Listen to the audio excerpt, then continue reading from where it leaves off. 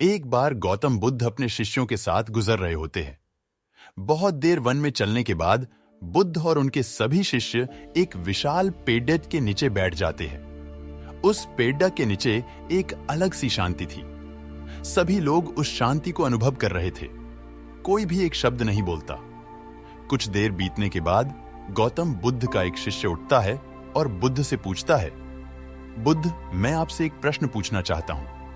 बुद्ध कहते हैं, पूछो, क्या प्रश्न है तुम्हारा? शिष्य बुद्ध से पूछता है, मैंने कभी भी आपको दुखी नहीं देखा। आपके चेहरे पर हर समय एक अलग ही मुस्कुराहट रहती है, हमें भीतर तक आनंद से भर देती है। आपके चेहरे पर अलग सी चमक है जो हमें दुख से कोसों दूर कर देती है। पर मैं यह जानना चाहता हूं कि मेरे भिक्षु बनने से पहले मेरे जीवन में बहुत सारा दुख था, जिसके कारण मैं भिक्षु बन गया। पर मैं अभी तक नहीं जान पाया हूं कि दुख है क्या। क्या आप मुझे बता सकते हैं कि वास्तव में दुख क्या है? बुद्ध मुस्कुराते हैं और अपने भिक्षु से कहते हैं, दुख एक विचार से ज्यादा कुछ नहीं है। सभी लोग सुनकर चौंकते हैं और बुद्ध से पूछते हैं, परंतु बुद्ध विचार तो आते हैं और चले जाते हैं, पर दुख एक बार आ जाता है तो जाने का नाम ही नहीं लेता।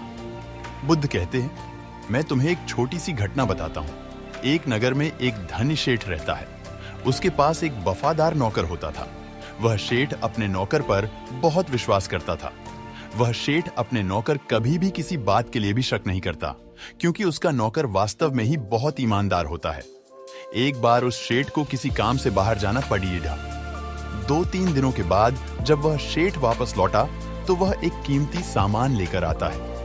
वह उस कीमती सामान को अपने कमरे में बेढा सजाकर रख देता है और अपने नौकर से कहता है, तुम्हें खास तौर पर इस चीज का ध्यान रखना, ध्यान रहे यह टूटे नहीं, यह मेरा बहुत प्रिय है। नौकर कहता है, मालिक, मैं पूरा ध्यान रखूंगा, आप चिंता न करें। अगले ही दिन वह नौकर पूरे घर की सफाई कर रहा होता है। सफाई करते करते वह शेठ की उस कीमती चीज के पास पहुंचता है और उसकी भी सफाई करने लगता है। सफाई करते वक्त वह कीमती चीज उस नौकर के हाथ से फिसल जाती है और नीचे गिर जाती है। शेठ को यह बात पता चलती है और वह नौकर के पास आता है और नौकर को खूब डांटता धमकाता है, पर न तो वह उस नौकर को नौकरी से निकाल सकता है और न ही उसे पीट सकता है, क्योंकि वह उसका बहुत वफादार और पुराना नौकर था। इसलिए वह डांट धमकाकर ही उसे छोड़ देता है।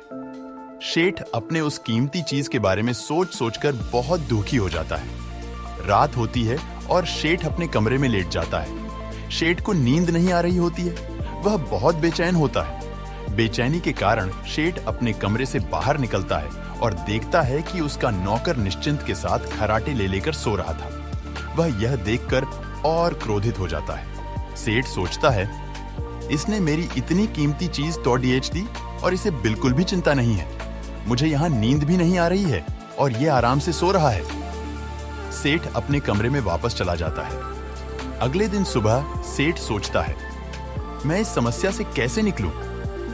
फिर सेठ को एक तरकीब समझ आती है। वह अपने नौकर के पास जाता है और अपने नौकर से कहता है, मुझे बहुत दुख हो रहा है, यह बताते हुए कि वह जो कीमती चीज कल तुमने तोड़ी थी वह मैं तुम्हारे लिए लाया था। मैं चाहता था कि मैं उसे तुम्हें उपहार में दूं, परंतु अब क्या कर सकते हैं, अब तो वह टूट गई है। सेठ की बात सुन नौकर को धक्का लगा। नौकर सोचता है, अरे ये तो बहुत बड़ी गलती हो गई। वे इतनी कीमती और महंगी चीज मेरे लिए थे और वे मुझसे ही टूट गई। फिर क्या? उस नौकर के मन में बेचैनी पैदा हो जाती है, दुख पैदा हो जाती है। रात होती है और सेठ आराम से सोता है और वहां नौकर बेचैन रहता है। उसे नींद नहीं आती। क्यों नींद नहीं आती? क्योंकि अब उस नौकर ने उस शेठ की उस कीमती चीज को अपने आप से जोड़ लिया, इसलिए वह दुखी हो रहा था। पहले उस नौकर के मन में यह विचार नहीं था कि वह कीमती चीज मेरी है, पर अब उसके मन में यह विचार है कि अगर वह कीमती चीज न टूटती तो वे मेरी होती। बुद्ध कहते हैं, दुख केवल एक विचार है और यह विचार कैसे उत्पन्न होता है?